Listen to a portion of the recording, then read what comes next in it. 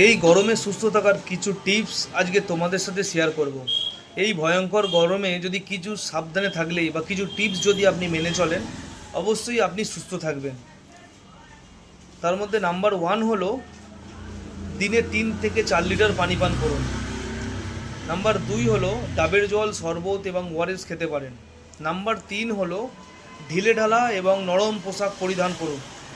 Number 4 হলো বাইরে বেরোলে অবশ্যই ছাতা বা ক্যাপ ব্যবহার করুন।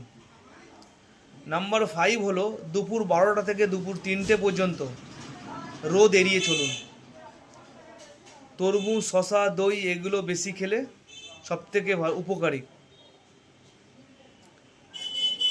মাথা ঘোরা, দুর্বল লাগা এবং কমজোরি লাগলে অবহেলা করবেন না, অবশ্যই ডাক্তারের পরামর্শ নিন।